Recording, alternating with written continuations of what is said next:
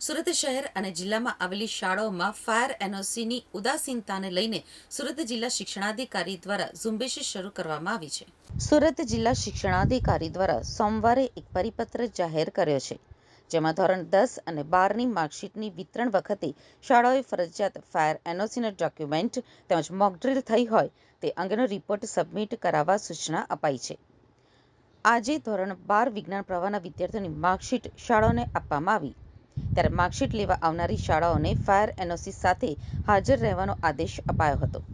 ઉલ્લેખનીય છે કે હાઈકોર્ટ દ્વારા અપાયેલી સૂચનાઓના પગલે શિક્ષણ વિભાગે ફાયર એનઓસી અંગેનો રિપોર્ટ તમામ જિલ્લા શિક્ષણાધિકારીઓ પાસેથી મંગાવ્યો હતો, જેના આધારે સુરત જિલ્લા શિક્ષણાધિકારી દ્વારા તપાસ પણ કરવામાં આવી હતી, જેમાં સુરત શહેરની 24 અને ગ્રામ્યની 44 જેટલી શાળાઓ પાસે ફાયર એનઓસી જ ન હોવાનું સામે આવ્યું હતું, જેના પગલે સુરત શહેર અને ગ્રામ્ય શિક્ષણાધિકારી દ્વારા આ શાળાઓને 10,000નો દંડ ફટકારવામાં આવ્યો હતો।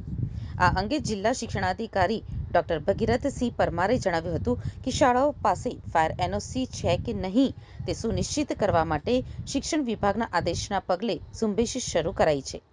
શાળા સંચાલકો પાસેથી તબક્કાવાર ફાયર એનઓસીની માંગણી કરવામાં આવશે। સુરત જિલ્લાની અંદર આવેલી 254 જેટલી શાળાઓને આજરોજ વિજ્ઞાન પ્રવાહની માર્કશીટનું વિતરણ કરવામાં આવ્યું છે। ગુજરાત માધ્યમિક અને ઉચ્ચતર માધ્યમિક શિક્ષણ બોર્ડ દ્વારા ગઈકાલે માર્કશીટ આપવામાં આવી। આજે તમામ શાળાઓને માર્કશીટનું વિતરણ કરવામાં આવશે।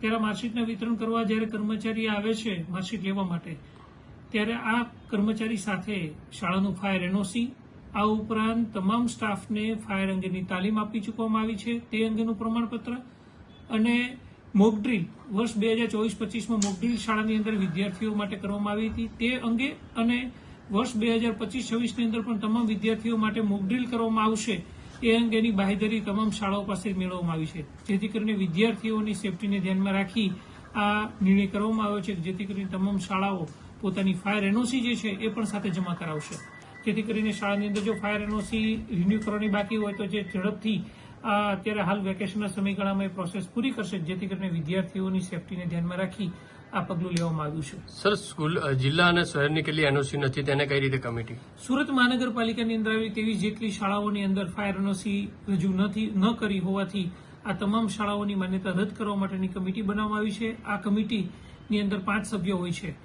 એક શિક્ષણ નિરીક્ષક વર્ગ 2ના અધિકારી, એક મદદની શિક્ષણ નિરીક્ષક કચેરીના, એક શિક્ષણવિદ હોય છે, એક કોર્પોરેટર હોય છે અને એક પત્રકાર હોય છે। આ 5 સભ્યોની કમિટી બની અને એની શાળાની ચકાસણી કરે છે અને શાળાની અંદર જો સુવિધા નિયમ અનુસારની ન હોય તો શાળાની માન્યતા રદ કરવા માટેની ભલામણ કરશે તો એ અમે ગાંધીનગર નિયામકશ્રીને મોકલી આપીશું, જેથી કરીને શાળાની માન્યતા રદ કરવામાં આવે।